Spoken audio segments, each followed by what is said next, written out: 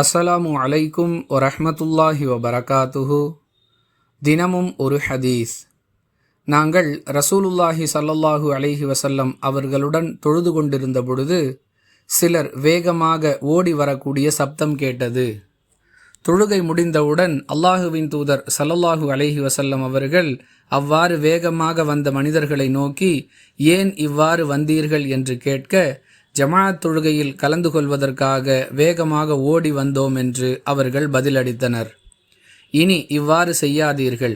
தொழுகைக்காக வரும்பொழுது அமைதியான முறையில் வாருங்கள்.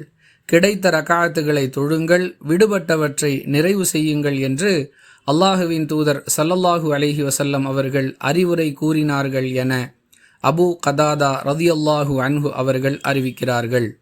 நூல் புகாரி, ஹதீஸ் எண் 635. அன்பிற்குரிய அல்லாஹுவின் நல்லடியார்களே, பொதுவாக தொழுகைக்காக வேகமாக ஓடி வரக்கூடிய செயலை எல்லோருமே பாராட்டுவார்கள். ஆனால் அல்லாஹுவின் தூதர் அவர்கள் அதை கண்டிக்கின்றார்கள். ஜமாஅத் தொழுகைக்காக வரும்பொழுதும் அமைதியாகவும் நிதானமாகவும் வர வேண்டும் என்பது நபிகளார் கற்றுக் கொடுத்த வழிமுறை.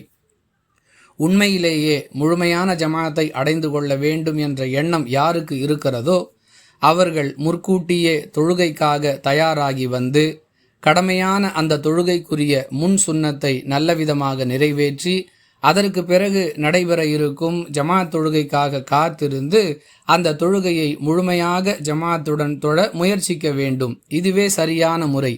அதை விட்டுவிட்டு அவசரமாக வேகமாக ஓடி வருவது நபிகளார் ஸல்லல்லாஹு அலைஹி வஸல்லம் அவர்களால் தடை செய்யப்பட்ட செயல் என்பதை இந்த ஹதீஸ் மிக தெளிவாக விளக்குகிறது. புரிந்து நடந்து கொள்வோம். வாஹிரு தஅவானா அனில் ஹம்துலில்லாஹி ரப்பில் ஆலமீன். அஸ்ஸலாமு அலைக்கும் வரஹ்மத்துல்லாஹி வபரகாத்துஹு.